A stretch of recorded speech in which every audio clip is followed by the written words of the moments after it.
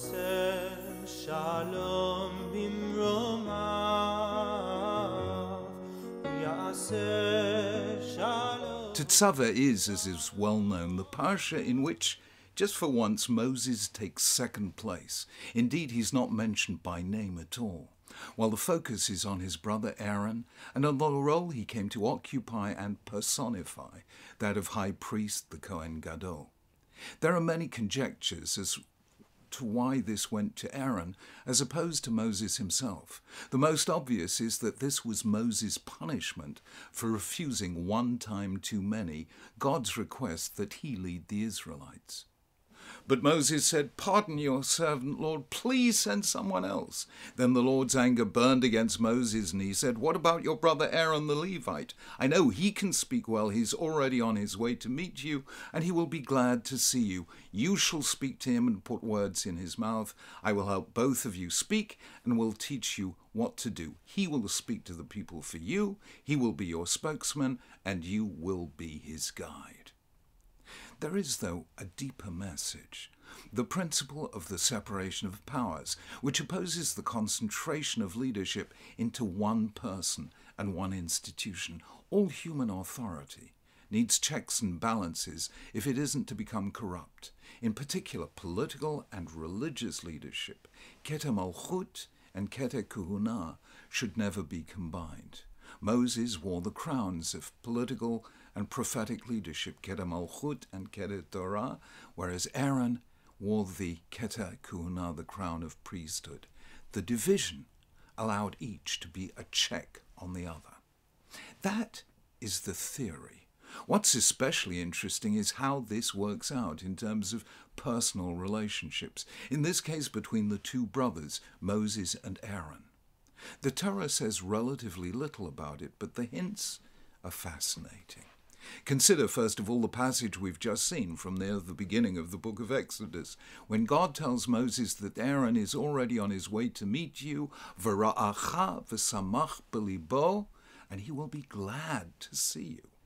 They sound like simple words, but actually they're anything but.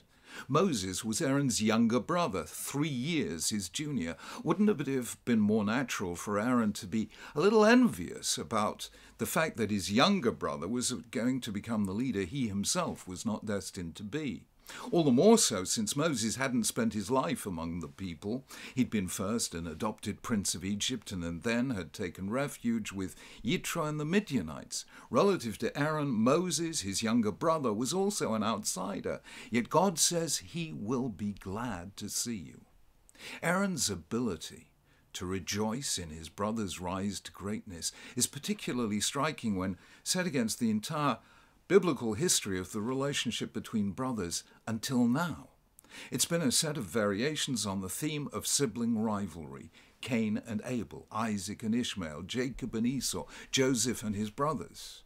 The psalm says, "Hine ma tov u'ma'anayim shevet achim gam yachad," how good and pleasant it is for brothers to live together. But after reading Bereshit, you are more than likely to add, "and how rare." But now comes the second test, this time not of Aaron, but of Moses. Moses is now being commanded to create a form of leadership he himself will never be able to exercise, that of priesthood, and the person he has to award it to is his elder brother. Can he do so with the same generosity of spirit that his brother showed towards him? Note how the Torah emphasizes God's insistence that it be Moses who bestows this honor on Aaron.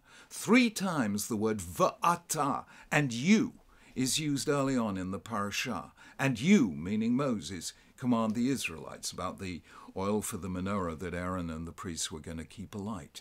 And you, va'ata, bring Aaron your brother and his sons with him near to you. Va'ata, and you speak to all the wise-hearted people and command them to make the vestments for Aaron and the other priests to wear.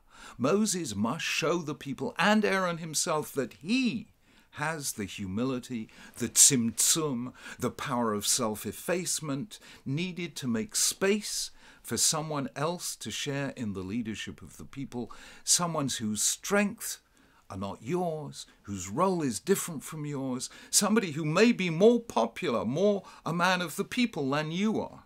as in fact Aaron turned out to be. Lahavdil. In 2005, the historian Doris Kearns Goodwin published an influential book about Abraham Lincoln, entitled Team of Rivals. In it, she tells the story of how Lincoln appointed to his cabinet the three men who had opposed him as candidate for the Republican Party leadership. William Henry Seward, who had been expected to win, eventually said of him that his magnanimity is almost superhuman. The president is the best of us. It takes a special kind of character to make space for those whom you are entitled to see as your rivals. Early on, Aaron showed that character in relation to Moses, and now Moses is called on to show it to Aaron. True leadership involves humility and magnanimity. The smaller the ego, the greater the leader. That's what Moses showed in the parasha that doesn't mention his name.